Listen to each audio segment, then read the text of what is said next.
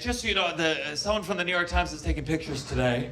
So if you see me like doing like more poses or like talking to the crowd and pretending I'm a cooler comedian than I actually am, it's just for them. A lot of cameras. Are you taking a picture? I just told you the fucking New York Times is here. We don't need your shitty iPhone camera. All right, this is gonna be a chaotic episode because I'm in a chaotic mood. Who celebrated Passover? Yeah. Was it good?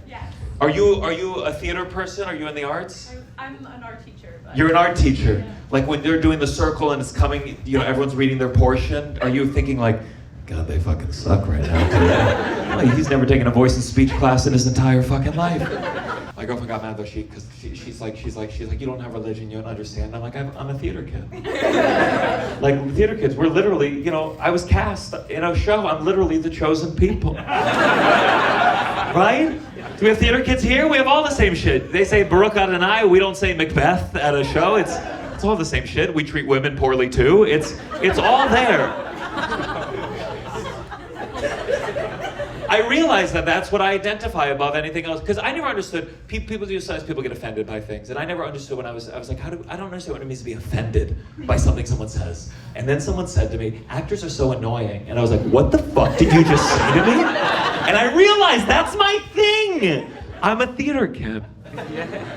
You know how, I don't know, you don't look like a big Jeff Foxworthy crowd, but you love Jeff Foxworthy? Were you brought here today? You like Jeff and me? That's a crazy combination. Jeff's whole thing was, you might be a redneck. Yeah, you hit, yeah. Oh, do you know any? What is it if you hit a deer at like 50 miles an hour that's fast food or something like that?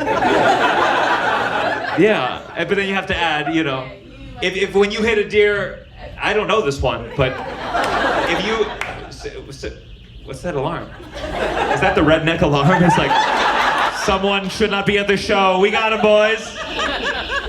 Okay. We're all a little scared, right? Do you have the thought when you hear that, you're like, it's a bomb, and that's it? Like, that's how bombs operate. They add a little weird sound to let you know right before. I do believe that, something in me. Okay, so it's if you hit a deer at 50 miles per hour and you're like, fast food, you might be a redneck. What's the other? I know a couple others. If you call loading the dishwasher getting your wife drunk, you might be a redneck. Okay, a little misogynistic. Yeah, it's redneck humor. What did you expect? Progressive values? If your house has wheels but your car doesn't, you might be a redneck. Okay, I want to make one, but instead of you might be a redneck, it's perchance you're a theater kid. Like if you know how many minutes there are in a year, perchance you're a theater kid. If you've ever made the staff at a Denny's want to kill themselves at 3 a.m, perchance you're a theater kid or a redneck. We have more in common than you'd think. My girlfriend, she really wants to beg me, and I don't think it's for the good reasons. I think she's gonna go really like hard and be like, see, it's not fun when you do it that fast. One of my few jokes are the women are laughing more than the men. The men are like, shut the fuck up. She likes it that fast. Oh my God. He's in Times Square. He wears. What'd you say? Don't bend over. Don't bend over. Were you gonna peg me just right there? You're like, you think prison is scary? Wait till you come to Sesh Comedy Club. Don't drop the notepaper. That would have to be really fast.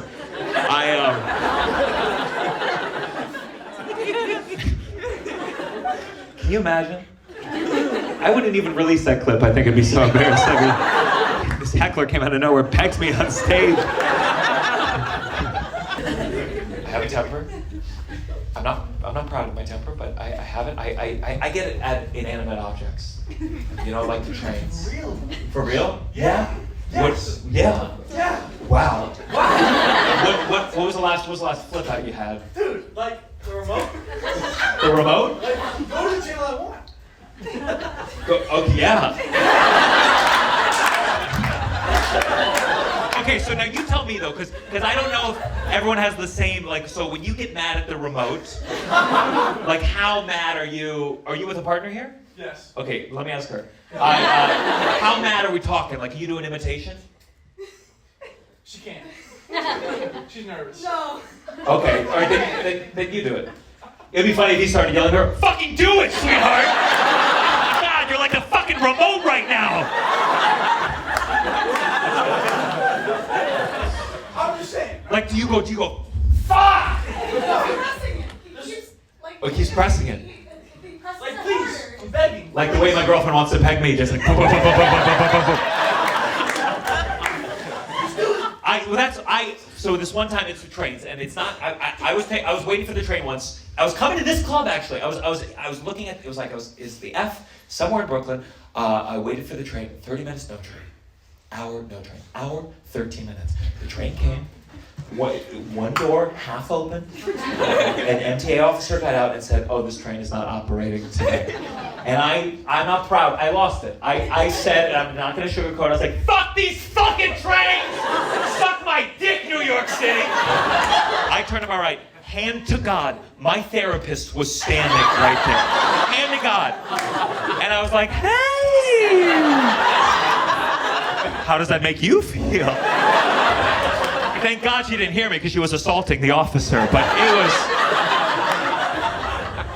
So I think the problem is that sometimes when you try to get people to say the right word, it backfires. I'm not saying I have a solution, but it can be tricky. Like, okay, for this next story, are there any gay men here? Okay, yes. Are you cool? Yes. Okay, cool. So I'm gonna tell a story, and at one point in the story, I'm gonna go like this, and I feel like you're gonna know what to do.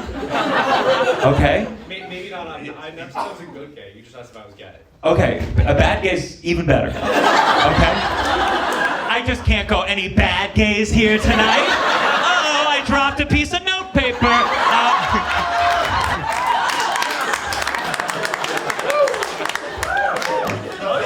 So, I used to work at this very bad comedy club called LOL. And you can tell it's bad from the name. And it was very, I spent years there. It's how I got my start in comedy. And there was a comedian there who I will admit he was very funny, but he was mean. And he was what do you call it, where you have like someone who's new and you're mean to them? Hazing. Yes, he was hazing.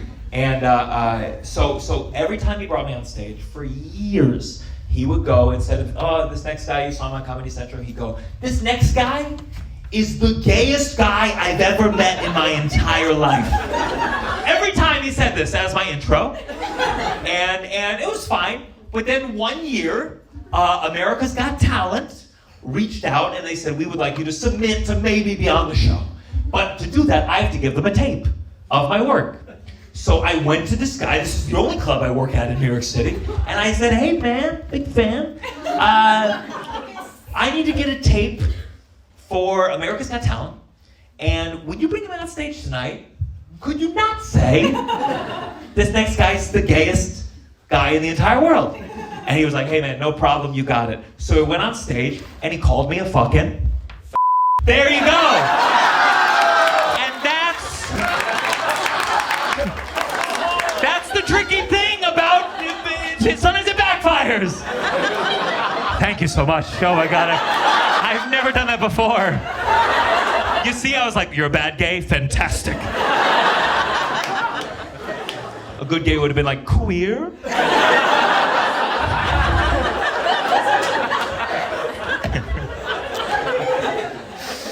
Oh, yes, good. I'm glad I picked that joke while the New York Times was here. That's going to be the picture. It's going to be this. It's going to be Gianmarco forcing a gay man to say a slur for a punchline. What I never understand is my friends who were you raised religiously? I mean, I was Jewish, but I eat bacon cheeseburgers, so I don't really care. Okay.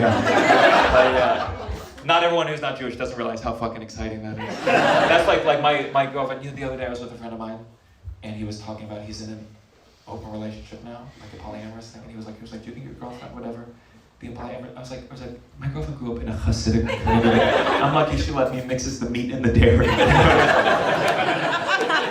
We're nowhere close to that shit at all. I don't know. Every time, if you ever like feel like, oh, I really want to be in an open relationship, talk to someone in an open relationship, and it will immediately change your fucking mind. It sounds like it's just a lot of conversations constantly. It's true. Yeah. You're in an open relationship? Yeah, it's just a lot of talks. Just, oh my God, the rules. Communicating. Oh, enough communicating. When do we get to the fucking of the other people? That's what I'm in it for. If I like talking to you this much, I wouldn't want to be in an open relationship.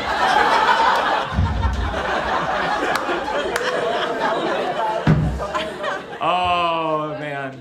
If you're in an open relationship, I just know that my girlfriend is rooting for you to fail deep down in her heart. Like, I feel like monogamy. Do you know the musical Footloose? Of course you do. Okay, maybe not. It's a town where like it's illegal to dance. That's what monogamy is like to me. And like in the movie, Kevin Bacon comes in. He's like, you can dance, and it's fine. And so like okay, so follow this metaphor. So monogamy is the town of Footloose. If you're in an open relationship, you're like Kevin Bacon coming in and be like, it's cool. And my girlfriend is the mayor of Footloose. And she wants to shut that shit down.